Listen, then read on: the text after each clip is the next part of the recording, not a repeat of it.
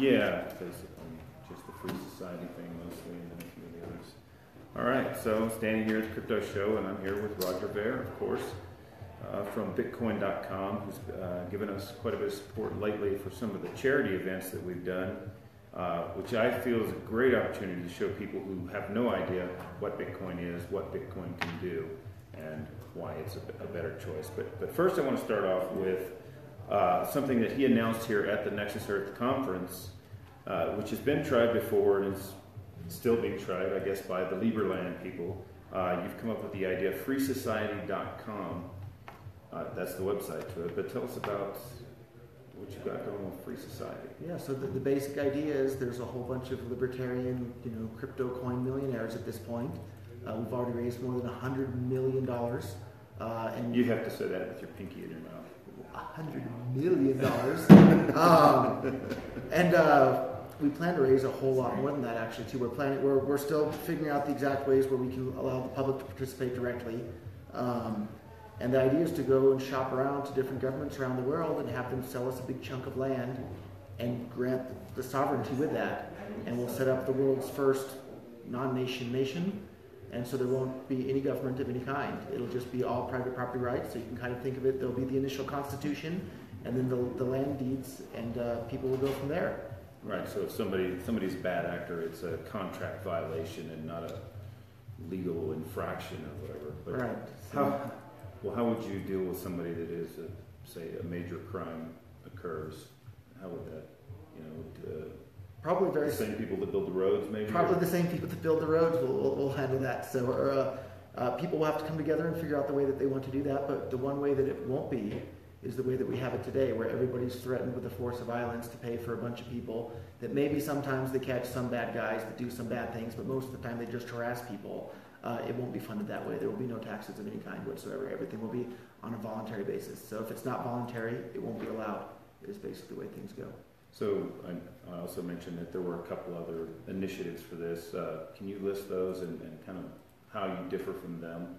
Sure. So one of the most well-known at the moment is Liberland, and I'm a giant supporter of Liberland as well. I'm a passport holder for Liberland as well, and I hope that they succeed, and I want to do everything that I can to help them succeed as well. And the more experiments like this around the world we can try, the better, and eventually one of them I think will take off. So previously, back in I think the late 70s, a couple of very wealthy businessmen tried to dredge up a sandbar out in the middle of the Pacific and build their own island that was previously unclaimed, and they wanted to build a libertarian-esque society there, or enclave.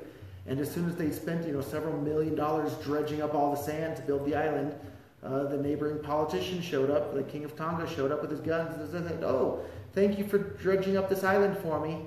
It's mine. Get out of here." And so they used guns and kicked them out of there. So, yeah. What's to stop the countries that you're buying your land from doing the same things? As far as once you've established it and you've built this great meal, what's going to stop them from coming to eat it? So David Friedman has written about this extensively. He calls it the heart problem, which is in reference to how do you provide for national defense on this sort of thing. I think another guy named Jim Bell probably solved that problem. And so that's one potential way that it could be solved. But there's a lot of ways, and I'm sure lots of very, very smart people will be interested in having us succeed. And when lots of smart people get together, lots of great ideas come together. So we're open to all sorts of interesting ideas on how to provide for national defense without resorting to coercion. Right. So how do people get involved in it? Where they it's FreeSociety.com, obviously. Yep, go to FreeSociety.com. You can read our white paper. You can sign up for our mailing list. We'll be releasing more and more details as we go. But I think this probably has the best shot ever of building a free society. Awesome. I'm already interested. I guess let's move to Bitcoin Cash. You're heavily invested in Bitcoin Cash. Are you the creator of Bitcoin Cash? Whose idea was this, and how did it? So to be fair, it kind of came out of nowhere, really. Yeah, it came out of nowhere and caught me by surprise as well. I've been arguing really, really hard for the last couple of years on the scaling debate, hoping that the entire ecosystem could tip one way or another. And SegWit had maybe, 20% of the global support, and at the peak, Bitcoin Unlimited had maybe 45% of the global support. And then everybody came together and agreed that we would do SegWit and 2x, right? And then instantly when that happened, then because everybody agreed, SegWit had the 90% that it needed, SegWit activated. And then everybody's now preparing for the 2x part. Everybody's still on board with the 2x part, with the exception of a very, very, very vocal minority that are saying no 2x ever. So it sounds like Bitcoin's going to split, and there will be 3 versions of Bitcoin. There will be Bitcoin SegWit 1x, Bitcoin SegWit 2x, and Bitcoin Cash. And from my point of view, Bitcoin Cash by far is the most useful of the 3. But where this is the real winners in this giant Bitcoin civil war have been altcoins. Dash, Monero, Zcash, like those are the ones that have just been exploding in popularity and value because Bitcoin has been handicapped by having these high fees and slow, confirmation times. So people have been migrating to Dash and Zcash and Monero in droves. I once had an 8-day transaction on Bitcoin. And you thought, never again. You don't want to deal with that ever again. I was told by some Bitcoin maximalists that I need to go get a better wallet. Well, it wasn't. It was my called choice. Dash. You went and got a better I wallet. did. It was called the Dash wallet. Yeah. But no, well, this was actually a counterparty wallet, and I was being paid through Let's Talk Bitcoin actually. So I didn't actually have the choice of that. It was sent to me, and I just never received that. So. Yeah. Another example of an amazing technology that's been absolutely destroyed by these stupid full block high fee policies of Blockstream and Core. Counterparty has been absolutely decimated by that, and Counterparty was amazing. Yeah, definitely. So you offer a lot of services too for Bitcoin Cash on Bitcoin.com as far as the way it's connected to mining. How does that work? How can people get involved with that? So I'll go over to pool.bitcoin.com as our mining pool. And then you can mine with your own hardware. You can buy mining contracts. We already have it set up so you can your mining hardware or your mining contract will automatically switch to whichever version of Bitcoin is the most profitable one to mine. And then in the next couple of days here, we'll have it set up so you can automatically choose which version of Bitcoin you want to be paid in, whether that's Bitcoin SegWit or Bitcoin Cash. You can choose which one you want to be paid in. And maybe even later we'll add Dash and some other ones there as well. So you already have some Dash stuff on your website, right? We definitely do. You have the Dash Casino, right? Yeah. And to be fair, I've never ever been a Bitcoin maximalist. I thought, and it was true, Bitcoin had this light year head start over everything else, and it seemed very clear that Bitcoin was likely to be the winner in the end. But these people managed to choke the Bitcoin network and intentionally create high fees and a bad user experience, and that opened the door wide open for Dash and all these other cryptocurrencies. And may the best coin win, but it'll be sad emotionally for me if it's not Bitcoin.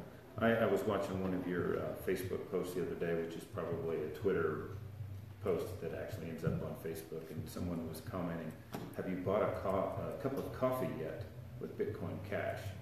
And I jumped right in there and said, well, I don't know if he's bought any coffee, but I do know that he's already done some stuff with charity because I personally was the person that got the ball rolling on this. Yeah, thank you for that. Yeah, we paid you in Bitcoin Cash. We're paying LRN.FM, Free Talk Live. We're paying them in Bitcoin Cash. We're paying probably more than half of our bills now are being paid in Bitcoin Cash, and I think it won't be too much longer before all of them are paid in Bitcoin Cash. So for people who don't have Bitcoin Cash or don't know about that, what are the best wallets and the best way to get going with Bitcoin Cash? Of course, I have to recommend Bitcoin.com for that as well. Our wallet supports both Bitcoin SegWit and Bitcoin Cash, but a number of other wallets are busy integrating Bitcoin Cash as well. I know Jax is going to be integrating it any day now here, and there's quite a few other ones as well, and there's more and more infrastructure that's being built on top of Bitcoin Cash. Awesome. I guess let's see. Jamie Dimon and the China thing. My opinion is that the crash on Bitcoin had really nothing to do with Jamie Dimon. I think it was all about China, and Jamie Dimon just kind of took advantage of that timing, and the mainstream media ran with that, and so it's everybody's perception that it's Jamie Dimon. Do you think I'm right in that? Or yeah, I think you're probably right with that. Although with one caveat is that the market is the actions of millions and millions of individuals. So there wasn't any one individual that did that. But I think it's more China than Jamie Dimon. Yeah, I mean because the people that are holding Bitcoin are obviously not. They're going to be less influenced by Jamie Dimon than China. So. The other thing though too, I think the really smart crypto coin holders will realize that if governments are trying to ban something that gives you more control over your finances, you should be buying more of that thing because it gives you more control over your finances, and you won't be at their mercy as much anymore. You mentioned a little bit about the SegWit 2x. Can you explain that more? I mean, what do you think will happen with that split? You think for sure there will be a third Bitcoin? So predicting the future is really, really hard. Right. But my guess at the moment, and Bitcoin.com supports the New York SegWit 2x agreement, So all of our legacy existing infrastructure will switch from the current Bitcoin SegWit version to the Bitcoin SegWit 2x version. All of our new stuff that we're building is being built on top of Bitcoin Cash, but all of the stuff that existed at the time of that agreement will go right along with Bitcoin SegWit 2x. And almost every other business is going to follow Bitcoin SegWit 2x as well, although a lot of them are also starting to build on top of Bitcoin Cash in addition to that. And then a very small group of very, very vocal people on the internet that I get the feeling don't own very much Bitcoin themselves and don't use Bitcoin very often, and they just view it as some way to maybe store some money, but hardly ever actually transact in it.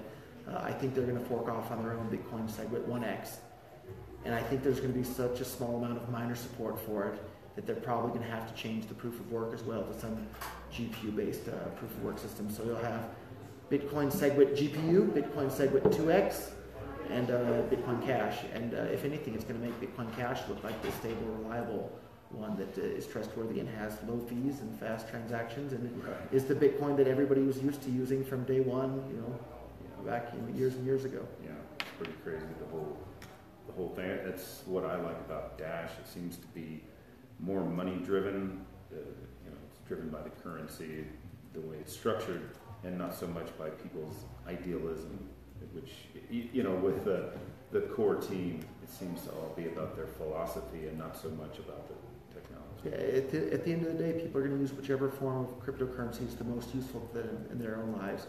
And at the moment, to be honest, Dash is probably a bit more useful than the congested, Bitcoin SegWit. Yeah, and actually they'll be announcing some stuff in 2 days from now. 2 days time, I believe that Evolution will be coming out. I'll have to tune into the crypto show. Yeah, I'll be in London. I will be in London at the Dash conference for that. We'll find out what happens there, and hopefully it's something good.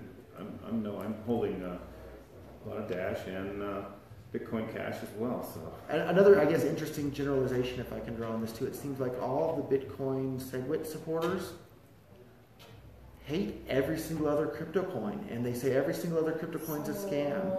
Whereas the Bitcoin Cash supporters, we like Dash, we like Ethereum, use whatever's useful to you in your own life. And I mean, with all the stuff that we're doing, we have always, from the very beginning when we started this, have tried to reach out with charities and stuff like that, because we see it as being, a more positive way of reaching out to the public. Because the only thing you see on the news is Silk Road this, drugs that, murder this, murder that.